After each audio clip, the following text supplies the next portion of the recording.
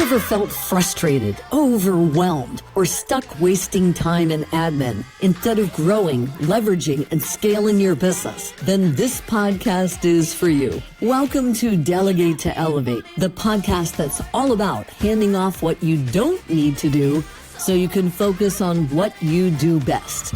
So here's your host, Bonnie Schutz. Hello, everybody. This is Bonnie Schutz, your host of Delegate to Elevate, Get Done. I am here today to bring another fantabulous, my new word I created, by the way, guest to the podcast today. We met at a networking event and immediately clicked, and I asked her to join my podcast because she knows some things. And she knows some things that, admittedly I might need help with. So, hey, not self-serving, I swear. Please welcome Anna Felix. Hi, Anna. Hi, Bonnie. Anna is a California native and smart money strategist with a background in education and linguistic intelligence, she says with her mouth guard in. That was pretty good. Anyway, I'm just going to pat myself for being able to say linguistic without a list. Linguistic intelligence. Okay. She has enjoyed many fulfilling roles as a wife, mother, interpreter, business consultant, and business owner. After becoming a widow in 2010, she recognized the need to become more financially savvy, but felt that accessible information was lacking. She decided to turn her pain into purpose. I like that right there. I'm going to quote that. And today she empowers her clients with financial strategies to help them become financially bulletproof. I like it. Welcome again to my podcast. I appreciate you coming on today.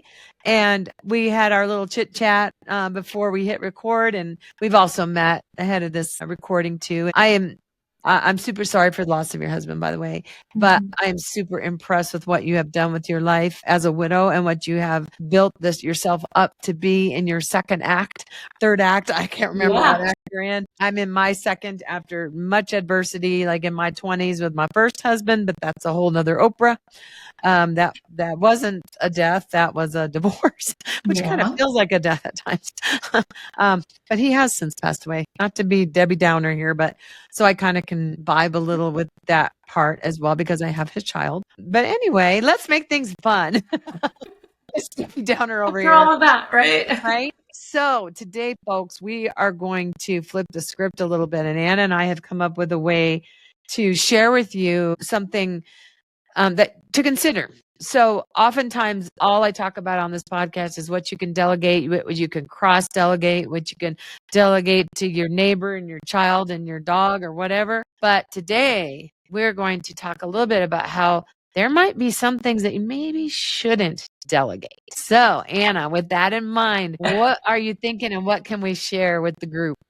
Yeah. Well, again, thank you so much for having me here. I'm excited to share because I know that as I talk to women, entrepreneurs and business owners and women at large, we often don't think about our money and how it's growing and what we should be doing with it. And so it's such a pertinent conversation because we need to know what's happening. We should be absolutely aware of what is happening with our money, but we typically don't know what steps to take. That was the place I was in.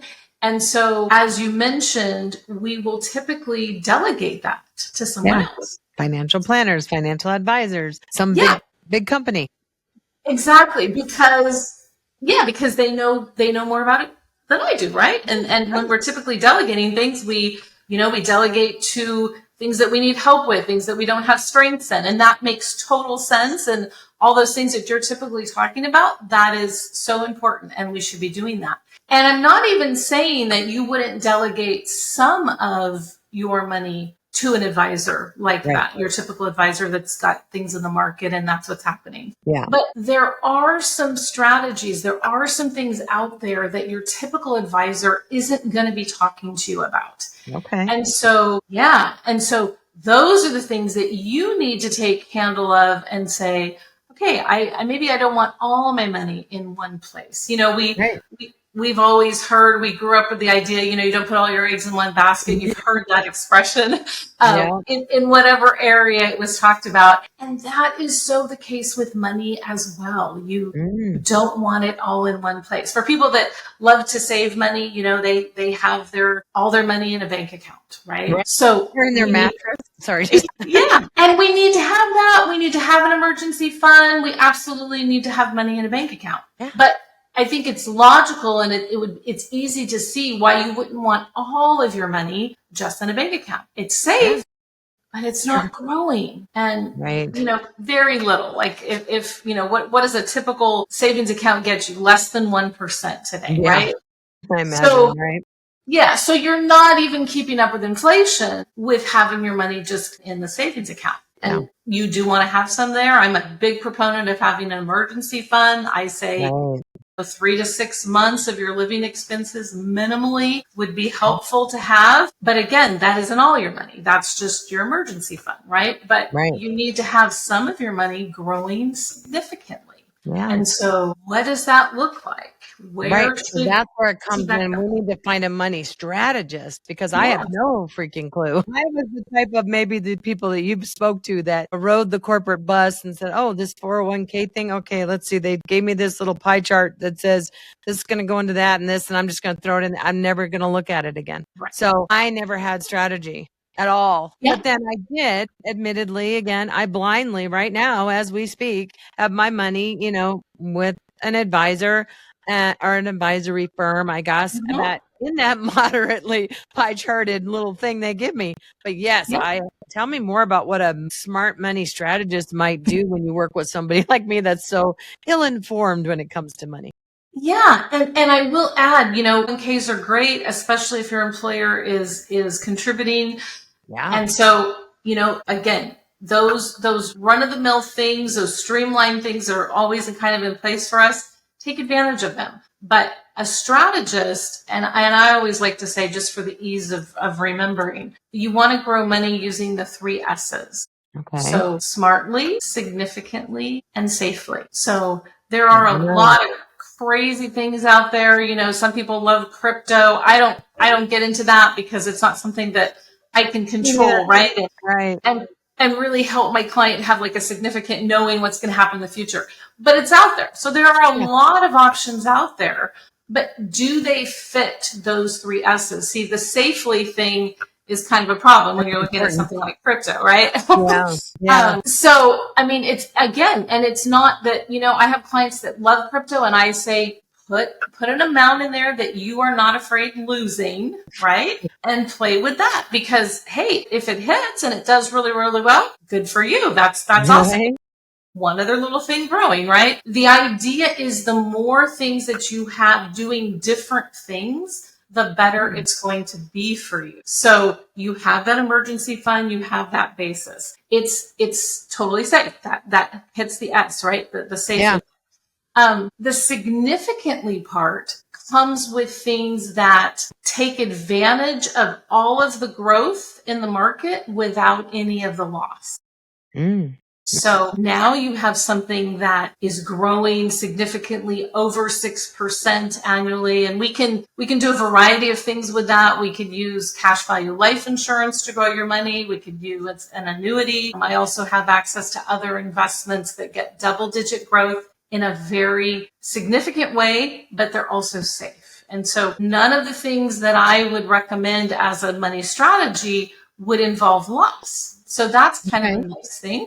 Yeah, definitely. No loss at all, but you get the growth. And so that's what's nice. Again, you're never in any of these one strategies. They're all good. They do good things, but you're still not going to put all of your money in any one of them. Right. The power comes from utilizing different ones. So in the last few months, we've had a lot of crazy things going on with the market. People have been expressing, I've had people that I talked to 6 months ago that are calling me now and saying, okay, that thing that you told me about, 6-8 months ago, I was doing great in the market and I didn't think I needed it. I think I need it now. And that's very typical and that's fine. So that's why we don't put all our money in the market. We have some of it. We've decided what percentage we want there and what it's designed to do. And then we decide I'm going to do other strategies. So I mentioned cash value life insurance. That is a way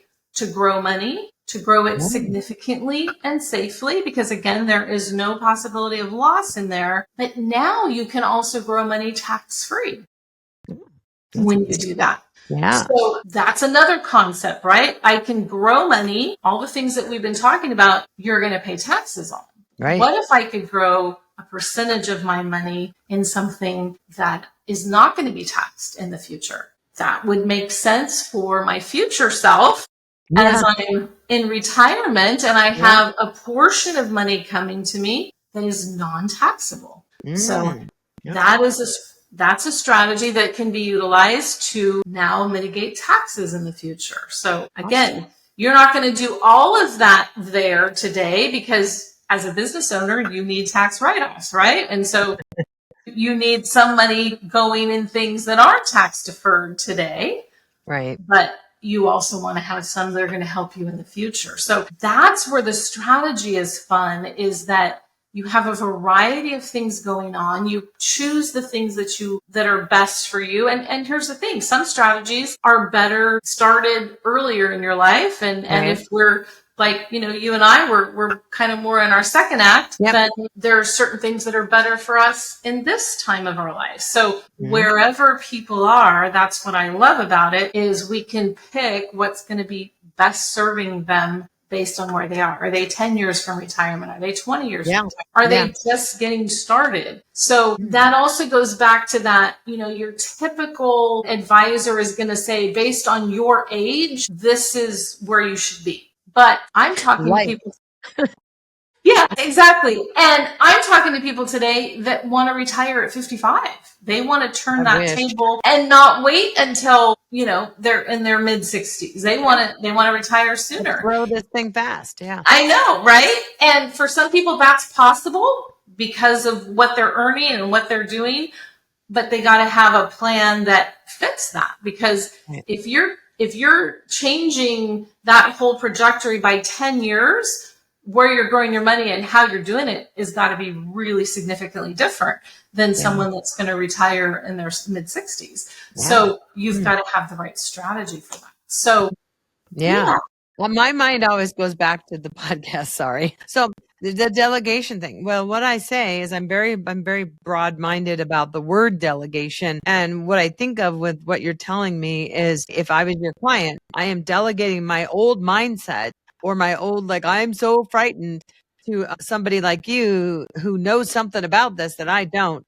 It's the same thing in business when you're delegating your social media or your bookkeeping, because you know nothing about it, or maybe you kind of know a little, but there's always somebody out there that knows more about things than you do, or enjoys doing XYZ, even though you slightly do, but really need to spend your time elsewhere because you're the one running your company. So this to me would be delegating my mind to someone like you for more strategy, and it would be very close to delegating my mind to outsourcing parts of my business to a strategist or somebody that knows more about, leadership or whatever the subject may be than I do. So this completely ties in. Even though we tried to flip the script, I got it flipped right on back. Yeah, no, I love it. And that's the thing. I mean, as we're growing in our businesses, that's what we got to decide, what is going to be the best thing, and being open to, this is a whole new thing, or I'm really terrible at technology or whatever it is, but I really need to be able to utilize it. So either I'm going to do it and I'm not going to do it as well, or I'm going to delegate it to someone that is going to really make that difference. And I feel like, when we play to our strengths, when we do the things that we love, business owners, you are great at this podcast, at, other business endeavors that you have, but we're not good at all some of the other things, right? Yeah, and so about your future. Yeah. As a person. Yeah. Yeah. And so what are most knowing of your clients? Are they individuals or are they business owners and entrepreneurs? Yeah, both. I mean, really, entrepreneurs, business owners definitely need to have a handle on this, but, our stay-at-home moms need to understand what they're doing with, with their money and what potentially, they're going to need, and have the family be looking at, what if something happens to mom? How do we get through that? You And had to or learn she that gets the hard sick. way, and I commend you for that. Yeah. Yeah. Thank goodness for me and my older siblings. Being the baby of the family, like I said, you take care of that. But we Yeah. don't always have the people to say, you take care of that. But to have them, somebody that knows something about it in your back pocket, be that mouse in your pocket, which I often call my VAs on my team. They are my mice in the pocket, or I'm their mouse in their pocket. Being backed by others is so less alienating or making you feel less than, or that you're just so not informed and you're not up on things. Like, I don't know a lot about financials. I was a single mom for 10 years, knew nothing. Thank goodness the second husband I married knew stuff. And he helped protect us, and he helped encourage me. And I do a lot of that cross delegating to him when it comes to being my CFO, that I took my scepter out and donned him, on his shoulder. You are my CFO. He is my CFO in life too, because of the money thing. But I digress. Sorry about that. Yeah, no, and it's true, and it's what, it's whatever has gotten us to the point that we're at. But because of what's happened to me, I feel like my message is, I don't want anyone to go through that time period of, I don't know what to do. I didn't even know who to delegate it to, honestly. I mean, outside of, there was that typical financial advisor, but I didn't even have money to put with an advisor. I mean, like, I wasn't a good client for them. Like, when I met with them 14 years ago, they were kind of like, yeah, you got a lot of debt and you're really kind of starting over at 42. Yeah. I really don't got anything for you. That was really the message. And so that's why we need to know, whatever stage of life we're in, we need to know as much as we can about our finances and our situation, because we don't know what tomorrow brings. And not to be a Debbie Downer, but the just join the club. Yes. Yeah, it's a nudge of, hey, this is an important thing that you should know about. And because of what I've been through, people in my community, often recommend, widows to me, or people that are going through that. Yeah. And they all say, wish I had been interested in this before. Sooner. This isn't the time that I really want to be dealing with it, right? And now, so what about the loss of your business? Like, what if something happens to your business and then I'm out my entire business? I have to close my doors, my virtual doors. Yeah. And I wasn't prepared. It's almost the same thing. Yeah. So if I keep trying to pull this back into the business side, that's what I'm trying to help people see, that this is relevant on the business side of things as well, because business and life are one. This is my life. My work is my life, aside from my family, of course. But, I really see how they're conjoined, and if you're not really good at one and have your ducks in a row, I almost said your together, but oh well, either way. Yeah. They both work. Yeah.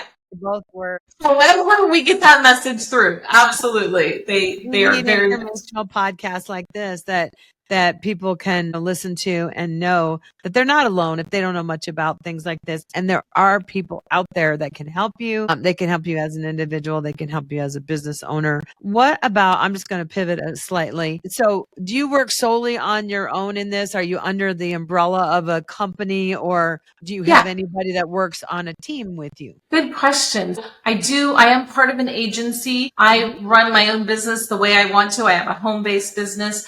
But I love having team members because we all come with different experiences. So, I've been in the industry now a decade, but I have people on the team that have been in the industry for 2 decades. And so if we come across, a business owner with a particularly complicated situation, there are some of those out there, I'm able to defer to their experience, and together we can help them. So that's that cross delegation, like there you go again.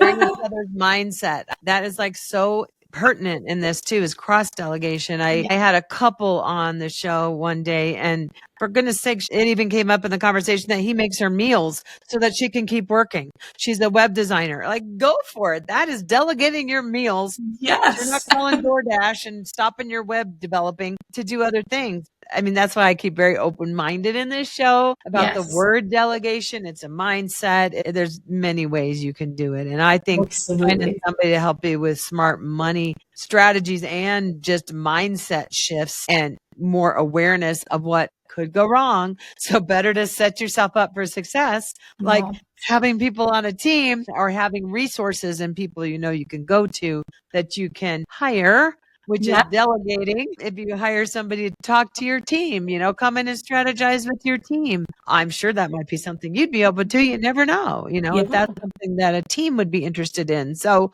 I try to think of all the ways we can tie it all together and make people think I'm not just selling a financial planner here for you, but No, not at all.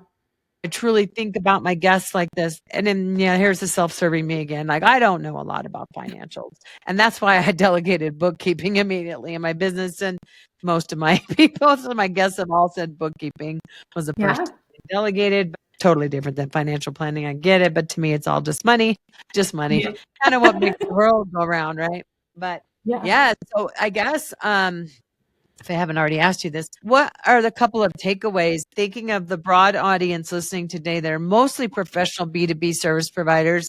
Some do B2C. But what might be a couple of things that they could take home or take to the bank in this case when they step away from listening to the show today? Yeah, well, just the idea that learning about your finances is not a difficult or scary thing. Actually, they're very easy strategies to understand. I like to say it's kind of like shopping. Like you get to pick what you think is going to be the best thing for you. So you're not delegating that decision to someone else, but you're saying, these are the choices that I want to make, and I want to work with someone that can allow me to do that. So first and foremost, it's not difficult. And I think the second thing, again, going back to that, it is something that we need to take into consideration and evaluate. Where am I? To your point, if something happened to me tomorrow, what would happen to my business? There are financial tools that you can put into place that would cover you financially through a long-term illness or getting in an accident. These are things that we do not have control over. And the more ways that you've planned for that potentially happening, Murphy's Law, right? If you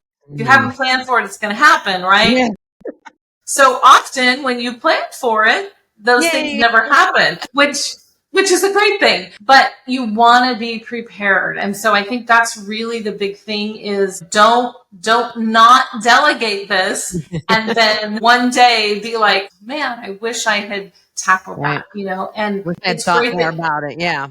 Absolutely. It's great that you bring these type of ideas to your audience because we get busy and things are happening all the time, and we're not always able to think about what are things going to be the happening. higher picture outside the box, like outside of your little business that keeps you in a bubble. Yeah, there's things you've got to think about the future.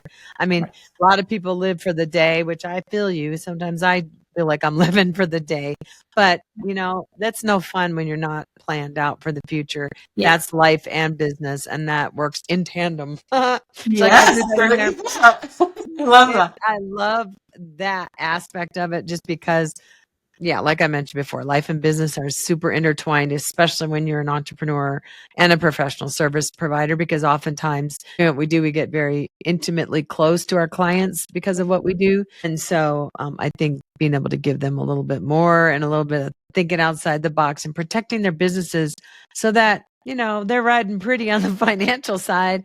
They can afford to delegate. They can get a marketing agency. They can get a website developer. They can get a fractional COO. Who knows? Whatever. But let's set ourselves up for success.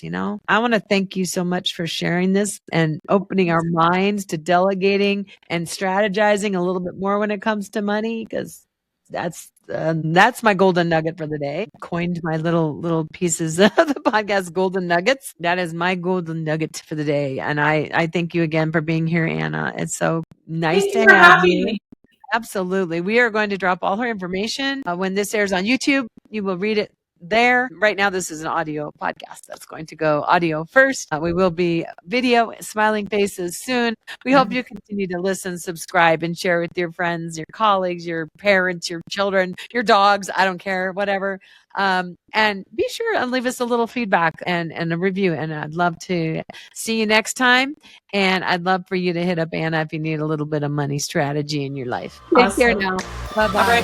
So that's it for today's episode of Delegate to Elevate. Head on over to Apple Podcasts or wherever you listen and subscribe to the show. One lucky listener every single week that posts a review on Apple Podcasts or iTunes will win a chance in the grand prize drawing to win a $15,000 private VIP day with Bonnie herself. Be sure to head on over to delegatetoelevatepodcast.com. That's with the number 2. And pick up a free copy of Bonnie's gift and join us on the next episode.